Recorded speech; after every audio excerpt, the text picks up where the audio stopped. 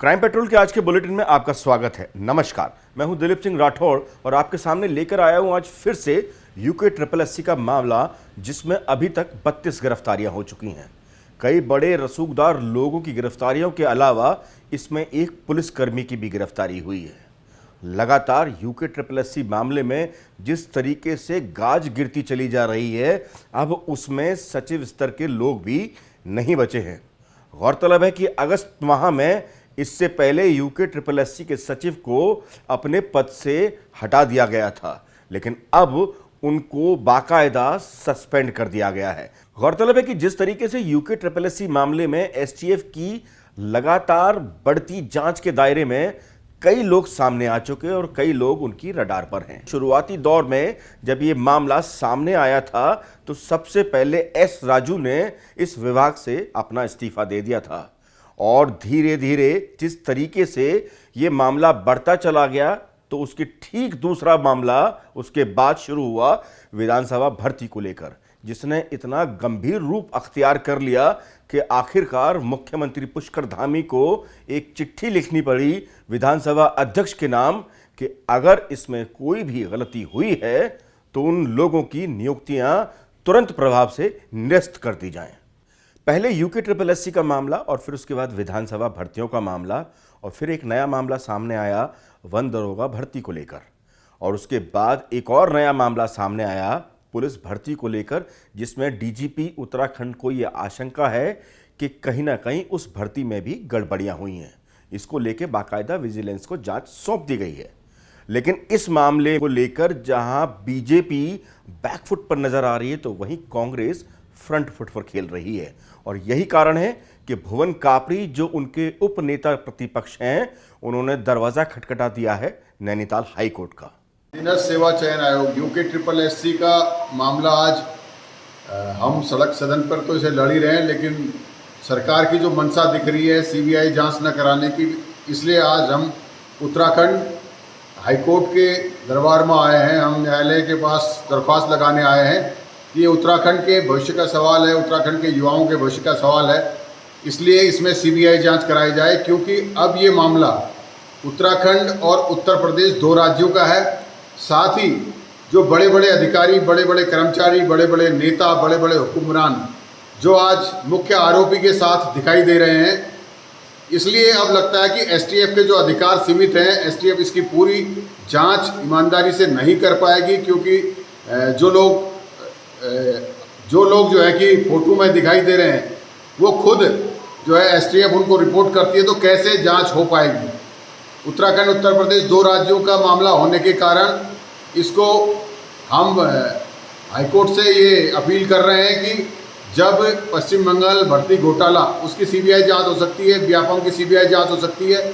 पश्चिम बंगाल शिक्षा घोटाला सिर्फ शिक्षा का मामला है, यहाँ तो शिक्षा भी है, सचिवालय भी है, न्याय भी है, फॉरेस्ट भी है, BDO BPDO भी है, ग्राम पंचायत अधिकारी भी है, ग्राम विकास अधिकारी भी है।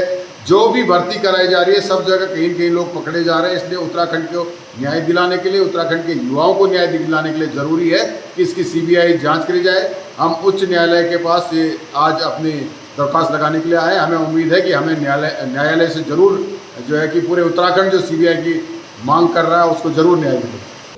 भाजपा रंगे हाथ पकड़ी गई है विधानसभा के भर्तियों में भी, और जो है इसके जो अधीनस्थ सेवा चयन आयोग द्वारा की गई भर्तियां हैं उनमें भी जो है ये इनके लोग गले गले तक आकंठ इसमें, और एक बड़े इसके पीछे बहुत सारे लोग हैं।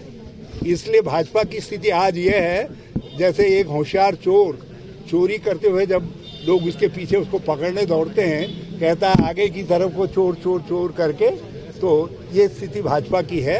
और इसलिए मैंने साफ तौर पर कह दिया है, कहीं तक भी चोर है वहां तक जा करके उसको पकड़ना भाजपा की जिम्मेदारी है, और हमारी तरफ से पक्का कहा जाएगा जो चोर पकड़ने का काम है।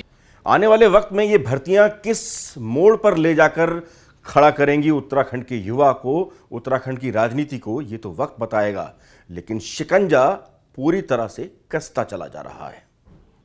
देश में दलितों को लेकर हालात क्या हैं, इसका जीता जागता उदाहरण उत्तराखंड के अल्मोड़ा में देखने को मिला, जहां पर एक दलित समुदाय से आने वाले युवक को एक श्रवण जाति की महिला से पहले प्रेम और उसके बाद मंदिर में शादी करना इतना भारी पड़ गया कि उसको अपनी जान से हाथ धोना पड़ा।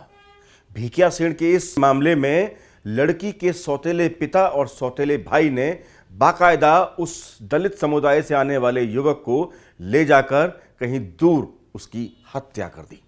जिस दलित समुदाय से आने वाले युवक को अपनी जान से हाथ धोना पड़ा, वो कोई आम व्यक्ति नहीं था। वो सल्ट क्षेत्र के लोगों के दिलों पर बाकायदा राज करता था। बेहद लोकप्रिय ये दलित युवक उनका नेता भी था और इसी वजह से किसी पार्टी के द्वारा उसको 2 बार विधानसभा चुनाव लड़ने का टिकट भी मिला था।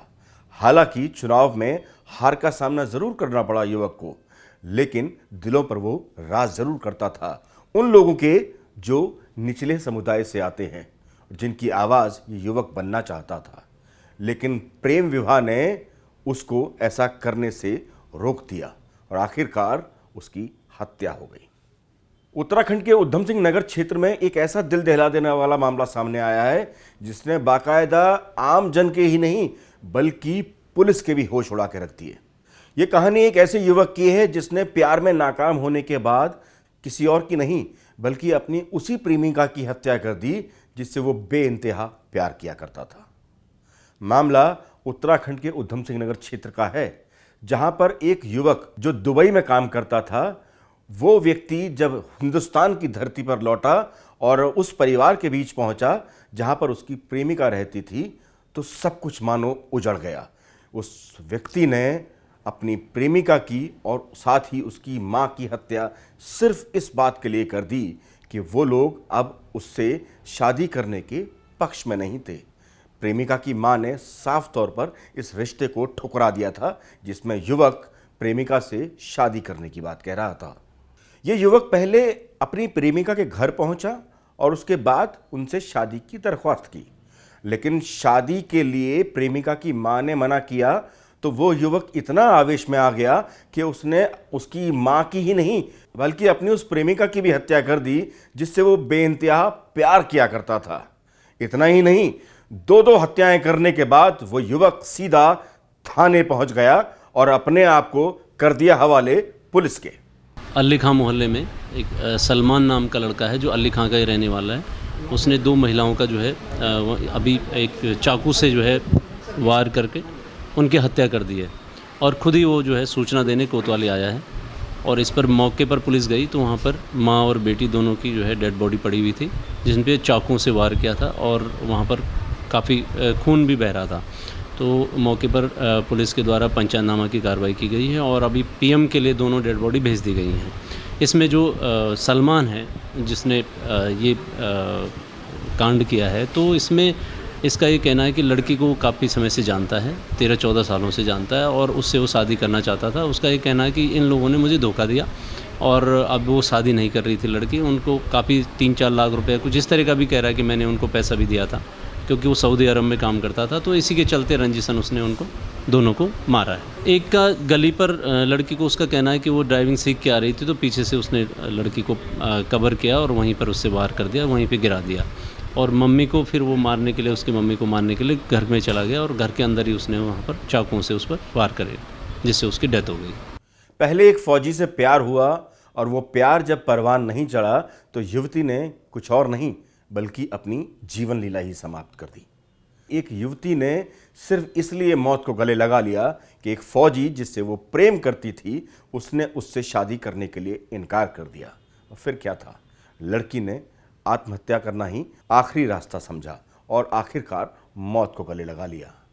ये युवक धीरे धीरे लड़की से मिलकर अपनी बात रखने की कोशिश तो कर रहा था, लड़की से दूरियां भी बना रहा था और शायद यही दूरी उस लड़की को इतनी नागवार गुजरी कि उसने मौत को गले लगाना ही आखिरी रास्ता चुना। आपको अगर ये स्टोरीज पसंद आई हो तो चैनल को जरूर सब्सक्राइब करें और देखते रहें सिर्फ क्राइम पेट्रोल।